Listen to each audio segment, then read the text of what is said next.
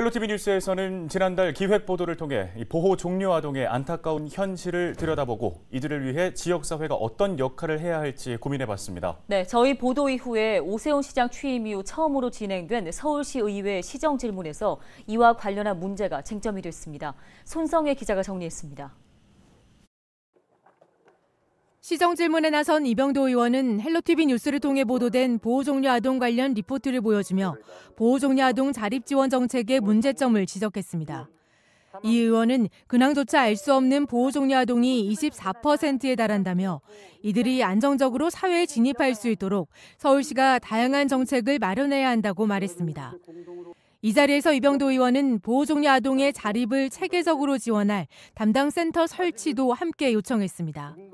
워낙 이제 그 아이들마다 좀 성향이 다르고 또 준비하는 것들도 다르고 또 처한 상황이나 환경도 다르고 그렇기 때문에 좀 더 맞춤형이고 실질적인 교육이 좀 필요할 것 같고요. 같이 이제 통합 자립 지원 센터라고 이제 말씀드리겠습니다. 이렇게 아이들이 자립 지원을 할 수 있도록 이런 것들을 컨트롤 타워 역할하면서 오세훈 시장은 센터를 만들거나 자립 지원 전담 요원을 늘리는 것은 좀 더 심도 있는 연구가 필요하다고 답했습니다. 그러면서 보호종료 아동에 대한 주거 지원을 위해 재원 투입이 필요하다고 덧붙였습니다.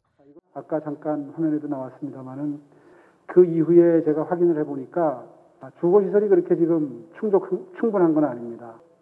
센터를 만든다든가 아니면 전담 요원을 늘리는 문제가 시급한 것인지 아니면은 그 비용을 우선순위를 주거를 마련하는 데 투자를 하는 것이 바람직한 것인지는 질문을 이어간 이병도 의원은 서울시는 불과 2년 전에 보호종료 아동 지원 정책 마련을 위한 연구를 진행하고 센터 건립 예산을 편성한 바 있다며 이 사안은 시장 의지에 달린 문제라고 꼬집었습니다. 실제로 이제 자립지원센터 같은 경우는요, 제가 제안드린 게 아니라 실제로 서울시 계획들이 있었습니다. 2019년부터요.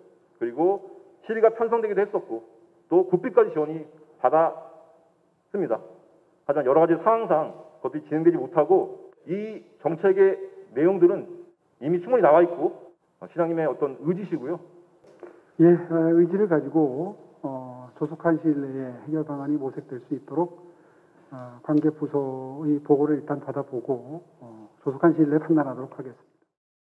보호종료 아동의 자립 문제에 대한 관심이 높아지고 있는 가운데 이들을 위한 제도 마련 등 정책적 노력도 함께 이뤄질지 관심이 모입니다. 헬로티비 뉴스 손성혜입니다.